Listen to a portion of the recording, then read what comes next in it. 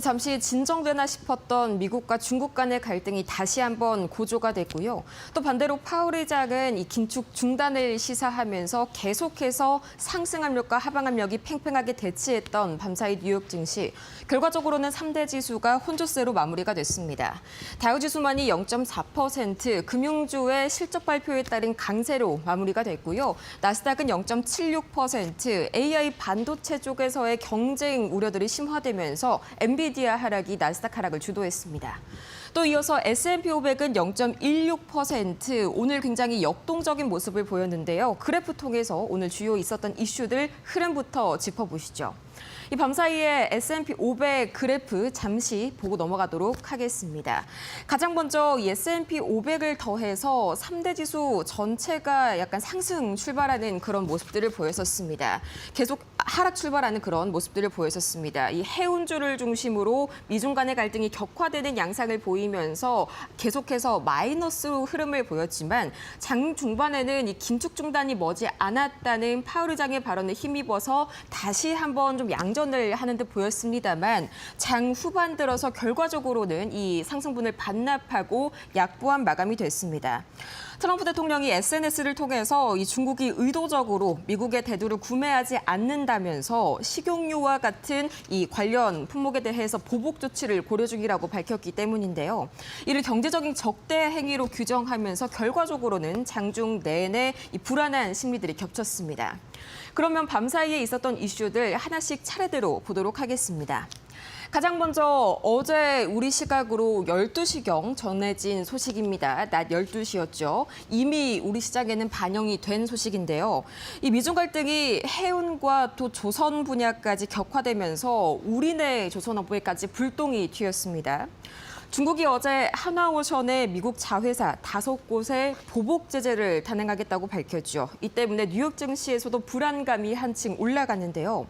여기에 대해서 우리 정부는 어제 한중 통상 채널을 가동해서 대응 중이라면서 해당 기업들과 중국 기업 간의 거래량이 크지 않기 때문에 당장의 영향은 제한적으로 보인다라고 답변했고요. 추가로 미국과 중국 양국은 현재 시각 14일부터 상대국 선박에 대해서 추가 항만 수수료를 부과하기로 동시에 결정을 했습니다. 이 때문에 상당히 다시 한번 긴장감이 올라간 가운데 APEC 회담의 성사 여부 상당히 중요하겠죠. 다행히도 이 밤사이 우리 시각으로 새벽 1시경이었습니다. 이 미국 무역대표부 그리어 대표가 트럼프 대통령과 시진핑 주석 간의 회담이 현재 일정상으로 예정되어 있다면서 이 APEC 미중 정상회담에 대해서는 다시 한번 재확인을 하는 모습을 보였고요. 이 나스닥이 오늘 상당히 부진한 모습을 보였었죠. 엔비디아가 장 초반부터 3%대 낙폭으로 시작이 됐습니다. 이 개장 전에 오라클이 엔비디아의 라이벌이죠. 이 AMD의 AI 칩 5만 개를 자사의 클라우드 시스템에 도입하겠다고 밝혔기 때문인데요. 이 때문에 AMD는 프리마켓에서부터 약 3%대 강세 보이다가 장 후반부에 약간 이 상승폭을 축소했고요.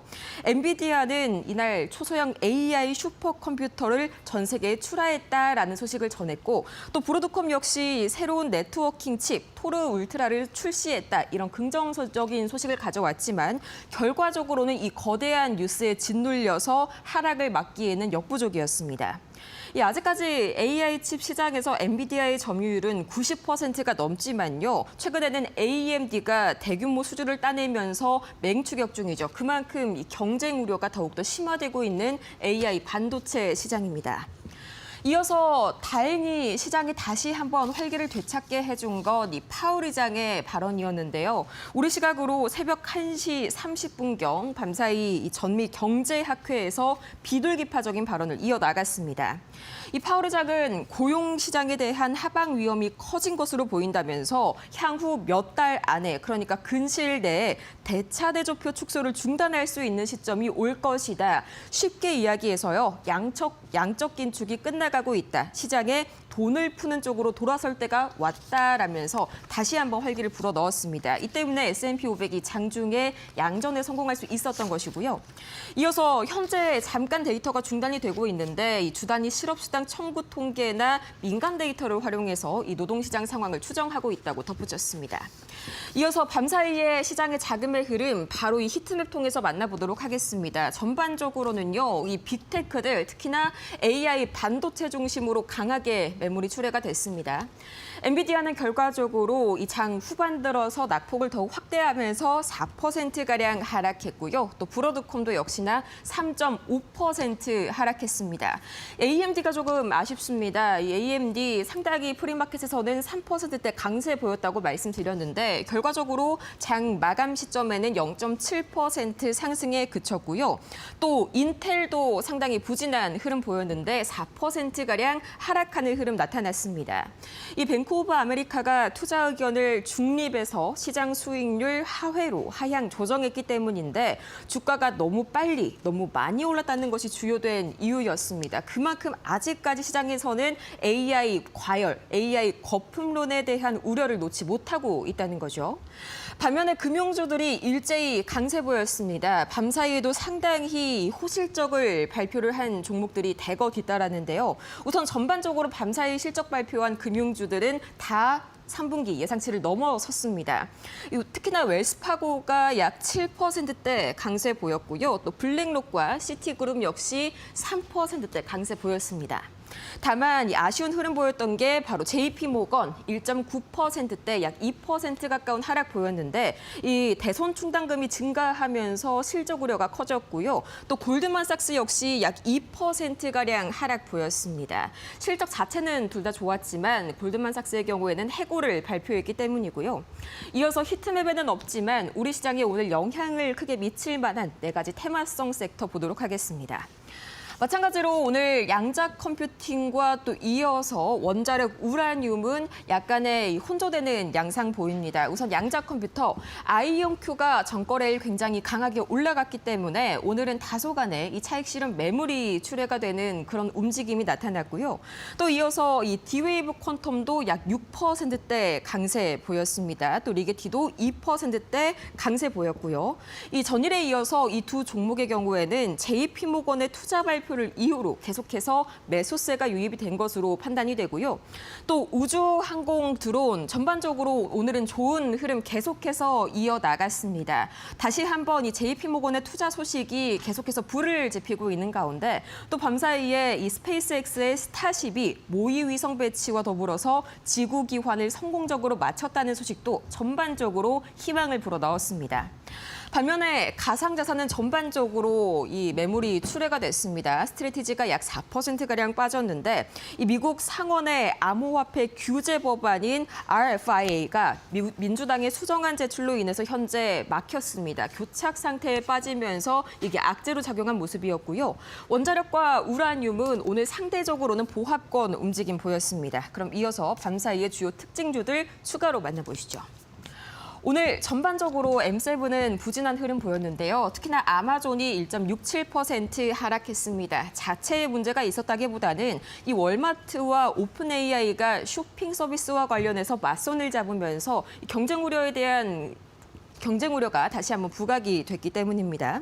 이 월마트가 오픈 AI와 협력해서 챗 GPT 사용자들이 월마트 상품을 직접 검색하고 구매할 수 있도록 만들었다라는 소식이 불안감을 더했고요. 또 테슬라가 1.53% 크게 하락했습니다. 물론 미중 간의 갈등이 격화가 되면서 거기에 대한 우려감도 있었고요. 또 이제 제너럴 모터스가 전기차 생산 능력을 조정하면서 추가적으로 16억 달러의 비용을 발표를 했습니다. 이 때문에 이게 세제 혜택 축소와 같이 전기차 전반 시장에 있어서의 악재 때문이었는데 테슬라도 마찬가지로 함께 동반 하락을 보였습니다. 다만 제너럴 모터스는 장 마감 들어서 상승, 양전하는 흐름을 보였습니다. 이어서 메타도 마찬가지로 1%대 하락을 보였는데요. 이 인스타그램이 18세 미만 이 미성년자 사용자들에 대해서 콘텐츠를 제한하겠다라는 소식을 발표하면서 이게 이 수익 악화로 이어질 수 있다는 우려감이 다시 한번 부각이 됐고요. 반대로 이 상승한 M7 종목들도 있었습니다. 바로 보도록 하겠습니다. 밤사이에 구글은 0.63% 올라섰습니다. 우선 글로벌 광고 기업인 WPP와 약 4억 달러 규모의 파트너십을 확대하겠다라고 밝혔고요. 또 거기에다가 인도에도 100억 달러를 투자하겠다. 또 사우스캐롤라이나에 90억 달러를 투자해서 AI 인프라를 계속 확장해 가겠다는 소식 역시 긍정적으로 작용이 됐습니다. 마이크로소프트는 계속해서 이 등락권에서 이 플러스와 마이너스 오가는 움직임이 나왔는데요. N스케일 데이터 센터 용량을 임대하겠다고 밝혔습니다. 그간 계속해서 이 마이크로소프트를 위협했던 이슈 중에 하나가 바로 데이터 센터 용량이 부족하다는 그런 이슈였죠. 이 포르투갈의 데이터 센터 운영업체 N스케일로부터 데이터 센터 용량을 임대해 올 것이다라고 밝히긴 했지만서도 이 미중 간의 갈등 우려 재점화와 더불어서 아직 정확한 내용이 나오지 않았다는 소식에 이 하락을 막지는 못했습니다. 반면에 애플도 마찬가지로 강보합권에서 마무리가 됐는데 이 애플의 팀 쿡 CEO가 아이폰 에어 중국 출시 시기에 맞춰서 현지를 방문한다라는 소식이 긍정적으로 작용이 됐습니다.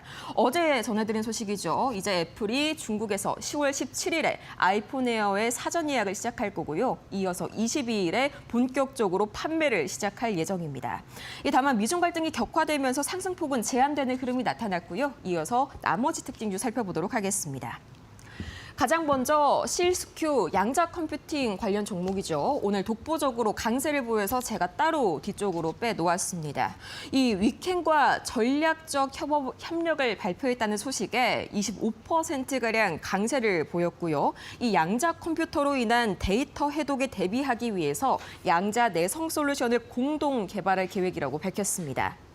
이어서 아스테라랩스는 약 20%에 달하는 이 하락세를 보였는데요. 아리스타 네트워크스가 새로운 기술 생태계를 발표했습니다. 바로 이 아스테라랩스의 경쟁사라고 할 수 있겠죠. 그런데 여기에다가 또 더해서 이 아스테라랩스의 핵심 연결 기술인 UA 링크를 지원하지 않는다는 소식이 전해지게 되면서 다시 한번 소외감 우려가 이 아스테라랩스의 주가를 잡아 끌었고요. 또 이어서 웰스파고는 7%대 강세 보였습니다. 오늘 전반적으로 금융주들, 은행주들이 좋았습니다만 가장 독보적인 상승률을 보여서 가지고 와 봤습니다. 이 3분기 호실적과 더불어서 ROE, 자기자본 이익률이죠. 이게 17에서 무려 18%가량 거의 20%에 달한다고 제시했습니다. 이 때문에 굉장히 강한 매수세가 몰리면서 오늘 긍정적으로 하루의 시장을 마감을 했습니다.